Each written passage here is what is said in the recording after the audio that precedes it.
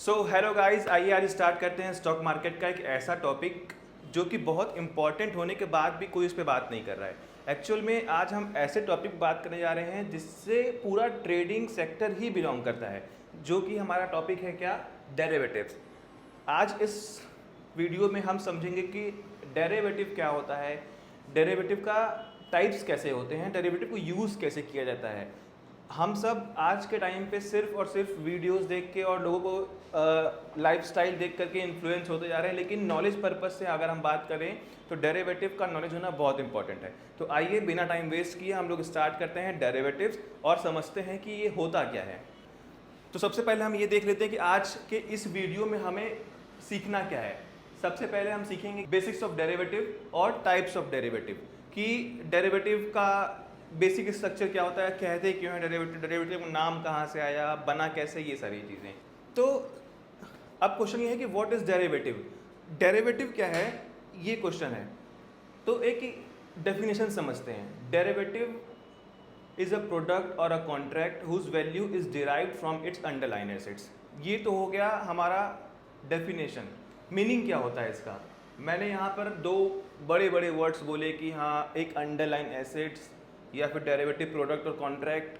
तो एक्चुअल में ये सारी चीज़ें हैं क्या, क्या होता है एक अंडरलाइन एसेट्स, क्या होता है प्रोडक्ट, क्या होता है कॉन्ट्रैक्ट। तो सिंपल सा सीधे से मतलब ये है कि डेरिवेटिव इज़ अ प्रोडक्ट और अ कॉन्ट्रैक्ट, मतलब कि डेरिवेटिव कुछ भी हो सकता है। यहाँ पर किसी भी स्पेसिफिक चीज़ का नाम नहीं आ रहा है, या फिर किसी भी एक पर्टिकुलर ऑब्जेक्ट, किसी भी पर्टिकुलर सब्जेक्ट, कुछ नाम नहीं आ रहा है। सिर्फ ये है डेरिवेटिव इज़ अ प्रोडक्ट और अ कॉन्ट्रैक्ट। डेरिवेटिव कुछ भी हो सकता है, वो एक प्रोडक्ट भी हो सकता है, वो एक कॉन्ट्रैक्ट भी होता है। ये एक एसी का रिमोट भी हो सकता है, या फिर एक रेंट एग्रीमेंट भी हो सकता है, जिसकी वैल्यू डिराइव्ड हो रही है किससे, उसके अंडरलाइन एसेट्स से। अब यहाँ पर समझना ये है कि अंडरलाइन एसेट्स क्या होता है, ठीक है। अब एक एग्जांपल से इसको हम लोग थोड़ा जल्दी से समझने का ट्राई करते हैं कि हाँ एक्चुअल में क्या होता है। ठीक, ये एक गोल्ड रिंग है, ठीक है, जो अभी फिलहाल इसका कॉस्ट हम अगर मान के चले 30,000 है। इसकी जेन्युइन वैल्यू जो डिराइव होगी किससे होगी, जो रियल गोल्ड मार्केट में चल रहा होगा उसकी वजह से। अगर मार्केट में गोल्ड का प्राइस जो है वो 1 लाख पहुंच जाए, तो आज से 1 साल 2 साल पहले जब भी ये रिंग परचेस किया गया था, तो अभी उसका रेट उससे ज़्यादा होगा। क्यों? क्योंकि गोल्ड की वैल्यू बढ़ गई है, ठीक है। वैसे ही एक सिंपल से एक और एग्जांपल लेके चलते हैं। जैसे कि मान लीजिए कि आपको पनीर खरीदना है। अब पनीर की वैल्यू भी बढ़ती या घटती रहती है। तो ऐसा तो है नहीं कि पनीर का वैल्यू किसकी वजह से बढ़ रहा है, पनीर की वैल्यू बढ़ रही है दूध के बढ़ने की वजह से, दूध के प्राइस के बढ़ने की वजह से। तो यहाँ पर क्या हो रहा है, एक प्रोडक्ट, एक ऐसा प्रोडक्ट जिसकी प्राइस बढ़ और घट रही है, किसकी वजह से, किसी और प्रोडक्ट के प्राइस के बढ़ने या घटने की वजह से। यहाँ दूध के एग्जाम्पल में अगर देखेंगे तो दूध के प्राइस के बढ़ने की वजह से पनीर के प्राइस में क्या हो रहा है, इंक्रीज या फिर डिक्रीज हो रहा है। तो यहाँ पर एक अंडरलाइन एसेट्स का जो रोल प्ले कर रहा है वो कौन प्ले कर रहा है, दूध, ठीक है। दूध के प्राइस बढ़ने की वजह से उसके प्रोडक्ट्स के प्राइस में भी इंक्रीज आ रहा है, ठीक है। वैसे ही सेम दूध का कितना सारा प्रोडक्ट बनता है, आप किसी को भी उठा के देख लीजिए, चाहे आप मिठाई देख लीजिए, पनीर देख लीजिए, अब लस्सी वस्सी है, सब कुछ मिलता है भाई दूध से ही। तो फिर अगर वो बढ़ रहा है दूध का प्राइस, तो सारा प्राइस बढ़ेगा। ये होता है एक अंडरलाइन एसेट्स, जिसके प्राइस में बढ़ने की वजह से उसके डेरिवेटिव प्रोडक्ट्स, ये जो प्रोडक्ट्स हैं इनके प्राइस में चेंजेस आ रहा है, ठीक है।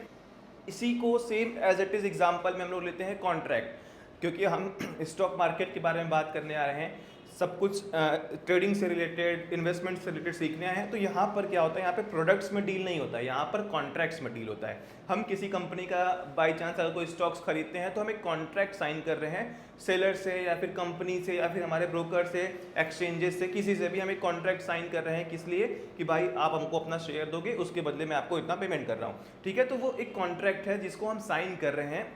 ये दो अलग अलग कंडीशंस हो गए, एक प्रोडक्ट के केस में और एक कॉन्ट्रैक्ट केस में, ठीक है।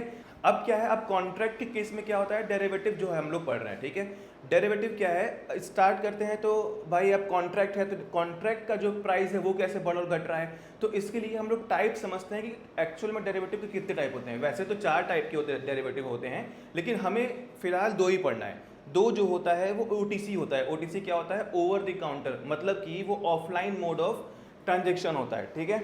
यहाँ पर टाइप्स ऑफ डेरिवेटिव आपको दिख रहा है, फॉरवर्ड, फ्यूचर, ऑप्शन और स्वैप। 4 टाइप के डेरिवेटिव कॉन्ट्रैक्ट्स बेसिकली होते हैं। हमें क्या पढ़ना होता है, हमें फ्यूचर पढ़ना होता है और ऑप्शंस पढ़ना होता है, जो कि फ्यूचर एंड ऑप्शंस हम लोग रेगुलरली सुनते भी आते हैं कि हाँ भाई फ्यूचर एंड ऑप्शंस में ट्रेड करना है, फ्यूचर एंड ऑप्शन से पैसा बनाना है, सब कुछ, सबका ज़िंदगी चेंज कर दे रहा है फ्यूचर एंड ऑप्शंस, ठीक है। तो ऐसी चीज़ों को हमको सीखना है, और यही क्या होता है, ये एक कॉन्ट्रैक्ट होता है। फ्यूचर एंड ऑप्शंस एक कॉन्ट्रैक्ट है। किसका कॉन्ट्रैक्ट है? उसके अंडरलाइन एसेट्स का। आगे बात करते हैं कैसे होता है, ठीक है। हम समझेंगे चारों टाइप्स, ठीक है। अब उसमें से आपको जो यूज़ करना है वो क्या है? Future and options. लेकिन नॉलेज तो भाई, नॉलेज किसी की चीज़ का हो वो वेस्ट नहीं होता। तो फ्यूचर समझने से पहले हम फॉरवर्ड समझते हैं कि एक्चुअल में फॉरवर्ड क्या होता है। फॉरवर्ड क्या है? बेसिकली फॉरवर्ड एक ऑफलाइन मेथड है ट्रांजेक्शन का। अब सपोज करिए कि मैं हूँ और एक सामने कोई एक पार्टी है, ठीक है। मुझे क्या खरीदना है? मुझे सरसों खरीदना है। मैं किसी एक पर्टिकुलर प्रोडक्ट का बात कर रहा हूँ, मुझे खरीदना है सरसों। मुझे सेल करने के लिए क्या चाहिए था? मुझे 10 टन का सरसों चाहिए था। लेकिन मुझे ऐसा लग रहा था ना कि आने वाले टाइम में बारिश के बाद या फिर बारिश से पहले सरसों का प्राइस जो है वो इंक्रीज होने वाला है, ठीक है। कितना बढ़ सकता है? मे बी अभी सरसों का रेट चल रहा हो 100 रुपया, और हो सकता है बारिश के बाद वही प्राइस 150 तक चला जाए। तो हम क्या है, हम अपने सेफ्टी के लिए एक ऐसा सेलर जाकर के मार्केट में ढूंढ रहे हैं जो कि आज के प्राइस पे मुझे 1 महीने बाद सरसों बेचने के लिए रेडी हो जाए। मतलब कि मैं एक सेलर ढूंढा, ठीक है। कोई भी एक XYZ पर्सन होगा, मैं उससे बात करूंगा, मैं उससे बोलूंगा कि भाई ये देखो ऐसा सा बात है, मुझे सरसों चाहिए लेकिन 1 महीने बाद चाहिए, बट मैं प्राइस भी आज के ही हिसाब से दूंगा। अगर आज 100 रुपये रेट चल रहा है तो आप बताओ क्या आप 100 रुपये पे 1 महीने बाद मुझे वो प्रोडक्ट दे पाओगे या फिर नहीं? ये मेरा रिक्वायरमेंट है, ठीक है। तो वो भाई अगर वो एग्री करता है उस चीज़ को तो क्या बोलेगा कि हाँ ठीक है भाई, एक काम करो तुम, हाँ एग्रीमेंट करते हैं, ले लेते हैं, ठीक है। फिर वो आपसे एग्रीमेंट करेगा कि हाँ ठीक है भाई, एक काम करते हैं, चलो 100 रुपये के प्राइस के हिसाब से आप क्या हमें फ्यूचर डेट पे डिलीवर कर देना, ठीक है। तो यहाँ पे क्या हो रहा है ना, यहाँ पर दो लोगों के बीच का एक ट्रांजेक्शन हो रहा है, ठीक है। ये ट्रांजेक्शन होगा बाद में, लेकिन वो एग्रीमेंट बन रहा है, ठीक है। यहाँ पर आता है कॉन्ट्रैक्ट, अगर आप साइन कर रहे हैं या फिर आपके म्यूचुअली वो चीज़ें चल रही है, वो आपके ऊपर डिपेंड करता है, ठीक है। अगर म्यूचुअली है तो फिर कोई एग्रीमेंट साइन नहीं होगा, और अगर आप लीगल चीज़ों के थ्रू चलते हैं तो फिर आपको एक एग्रीमेंट साइन करना होगा, जो कि डीड बनता है, उस पर लिख करके जाएगा कि हाँ भाई ऐसा ऐसा चीज़ है, वो बात की बात है। अब उस कंडीशन में आपने क्या किया, आपने सामने वाले पार्टी से डिस्कस कर लिया कि हाँ मुझे इस प्राइस पे प्रोडक्ट चाहिए, कितने, इस डेट पे चाहिए, फ्यूचर डेट पे चाहिए और करंट प्राइस पे चाहिए। तो ये जो ट्रांजेक्शन हुआ ना, ये इसमें कोई थर्ड पार्टी इन्वॉल्व नहीं हुई है, ठीक है। ये जो ट्रांजेक्शन हम लोग किए, ये मेरे और एक सामने वाले पर्सन, ठीक है, उसके बीच में ये ट्रांजेक्शन हो रहा है, और इसमें कोई थर्ड पार्टी इन्वॉल्व नहीं है। कल को अगर कुछ भी होता है तो हमें और सामने वाले पार्टी को मिल करके उस चीज़ को सॉल्व करना होगा, ठीक। ये होता है क्या? फॉरवर्ड्स, ठीक है। ये जो ट्रांजेक्शन्स होता है इसको OTC ट्रांजेक्शन्स बोलते हैं या फिर ओवर द काउंटर ट्रांजेक्शन्स बोलते हैं। मतलब कि आमने सामने बैठ करके चीज़ों को डिस्कस करके ख़त्म करना। अब इसी चीज़ को अगर हम लोग स्टॉक मार्केट से रिलेट करें तो ये कैसे काम हो पाएगा, ठीक है। अब इस चीज़ में अगर हम एक्सचेंज को इन्वॉल्व कर दें, एक्सचेंज मतलब कौन? NSE या फिर BSE, ठीक है। हम अगर एक्सचेंज को इसमें इन्वॉल्व कर देते हैं तो वही जो हमारा ट्रांजेक्शन अभी तक OTC चल रहा था, अब वो कहाँ पर आ जाएगा? हमारे एक्सचेंज पे आ जाएगा। जो चीज़ हम एक टेबल पे बैठ के अभी तक कर रहे थे, वही हम कहाँ करेंगे? एक्सचेंज पे बैठ के करेंगे, और उसी का नाम दे दिया गया है क्या? फ्यूचर्स, ठीक है। फ्यूचर ज़्यादा कुछ नहीं है, फ्यूचर हमारे ऑफलाइन मेथड का ही एक ऑनलाइन तरीका है, हमारे फॉरवर्ड्स का ही एक ऑनलाइन तरीका है जिसको हम प्ले करते हैं हमारे स्टॉक मार्केट में। फ्यूचर में भी भाई सेम चीज़ हो रहा है कि भाई आपको क्या लगता है कि बाई चांस आपको ऐसा लगता है कि रिलायंस का क्या था, रिलायंस का मैं एग्जांपल इसलिए ले रहा हूँ क्योंकि कॉमन कंपनी है, सबको इसका नाम पता है, ठीक है। तो आपको क्या पता था कि भाई एक काम करते हैं, आपको लग रहा था कि रिलायंस का जो है ना वो किसी भी ऐसे रीजन की वजह से रिलायंस का प्राइस जो है वो बढ़ सकता था। आपको ऐसा लग रहा था कि भाई रिलायंस का प्राइस बढ़, आपको लेकिन परचेस करना था।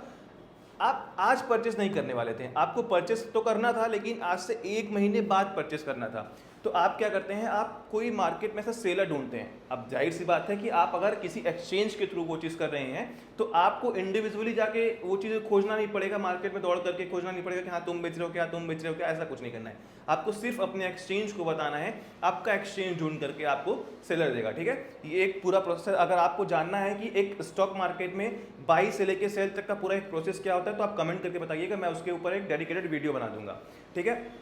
तो अब क्या है, हम क्या कर रहे हैं, एक ट्रांजैक्शन के बीच में हम एक एक्सचेंज को बोल रहे हैं कि भाई मुझे एक सेलर चाहिए जो कि आज के प्राइस पे रेडी हो जाए देने के लिए, लेकिन फ्यूचर डेट में, ठीक है। तो आपका एक्सचेंज क्या बोलेगा कि चलो मैं ढूंढता हूँ, अब भाई जाहिर सी बात है, हम स्टॉक मार्केट में बैठे हैं तो दो अपोजिट दिमाग वाले बंदे के वजह से ही मार्केट चल रहा है। अगर सब सिमिलर सोचने लगेंगे तो मार्केट चलना ही बंद हो जाएगा। तो भाई कोई ना कोई तो मिलेगा ही कि हाँ, जिसको लग रहा होगा क्या कि फ्यूचर में रिलायंस का प्राइस गिरने वाला है, ठीक है, एक को लग रहा होगा बढ़ने वाला है, एक को लग रहा होगा गिरने वाला है, तो इन दोनों के मिलन से ही एक ट्रांजेक्शन कंप्लीट होगा।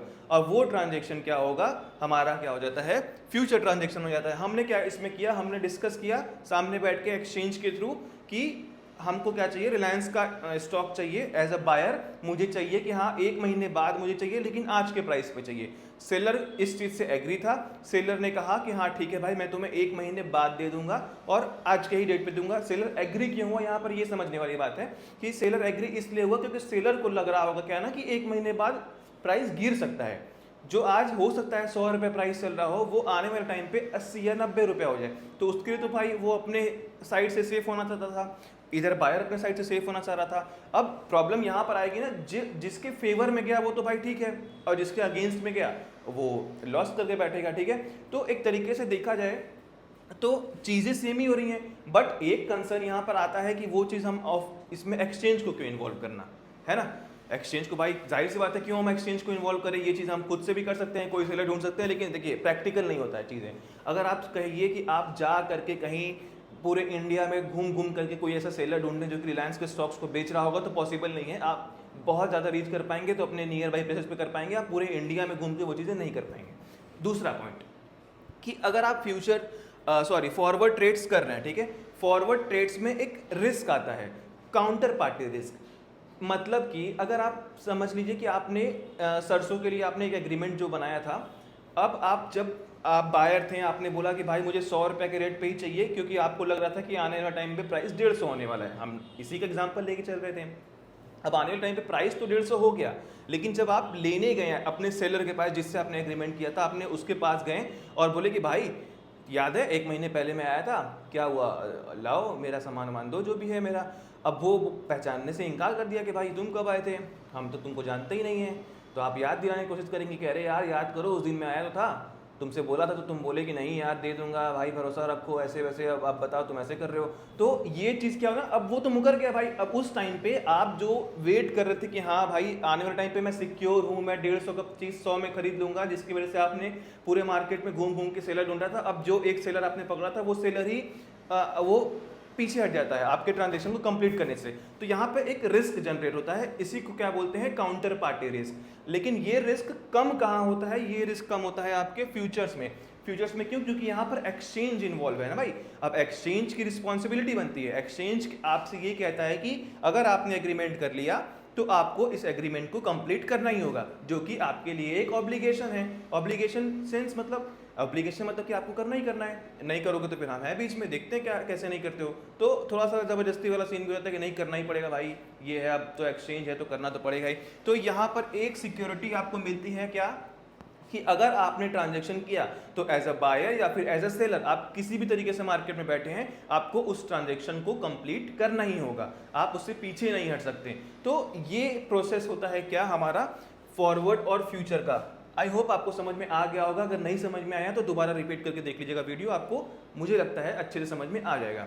उसके बाद आता है ऑप्शंस और स्वैप, ठीक है। ऑप्शन समझने से पहले स्वैप समझ लेते हैं कि स्वैप क्या होता है, क्योंकि छोटा सा टॉपिक है, जल्दी खत्म हो जाएगा।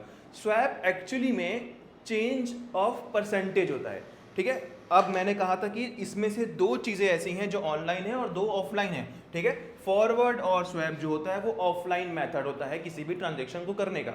Offline method in the sense मतलब भाई वही आमने सामने OTC over the counter trade हो रहा है, जो भी हो रहा है। तो यहाँ पर क्या होता है ना कि अब स्वैप की बात अगर हम करें तो मान लेते हैं कि हमने क्या किया था, मैंने एक लोन लिया था, ठीक है, और आपने क्या किया, आपने क्या किया था, आपने भी सेम अमाउंट का एक लोन लिया था। सपोज करिए आपने 10 लाख का लोन लिया था और मैंने भी 10 लाख का लोन लिया था, ठीक है। लेकिन जो लोन होता है ना, लोन दो तरीके से चलता है, एक होता है फ्लोटिंग इंटरेस्ट पे, एक होता है फिक्स इंटरेस्ट पे।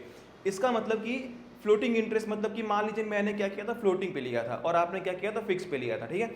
अब आरबीआई अगर रेट वगैरह कट करता है तो फ्लोटिंग पे तो भाई मैं तो सेफ हूँ, मेरा रेट कम हो जाएगा। अगर मैंने 9 रुपए के रेट के हिसाब से लिया था और आरबीआई रेट कट कर देता है तो मेरा क्या है, रेट कम हो जाएगा। लेकिन आपने जो फिक्स परसेंटेज पे लिया था, आपका रेट कम नहीं होगा। अपोजिट भी हो सकता है कि मैंने क्या किया था, मैंने 9% पे लिया था, 9% पे आरबीआई रेट बढ़ा दिया, ठीक है। अब रेट बढ़ाने की वजह से मेरा परसेंटेज 12 भी हो सकता है, 10 भी हो सकता है, तो वहाँ पर मैं सेफ नहीं हूँ और आप सेफ हैं। क्यों? क्योंकि आपने फिक्स परसेंटेज लिया था, आपका स्टार्टिंग में ही था कि 9% ही दूंगा भाई, चाहे रेट बढ़े या घटे। लेकिन एट द टाइम किसी भी एक पर्टिकुलर टाइम पे आपको आके आपको ऐसा लगता है कि नहीं भाई मैं ये चीज़ फॉलो नहीं कर पाऊंगा, या फिर मुझे ऐसा लगता है कि नहीं भाई ये फ्लोटिंग वाला झंझट मुझे नहीं चाहिए, मुझे फिक्स चाहिए भाई, बढ़ाओ या घटाओ, ठीक है।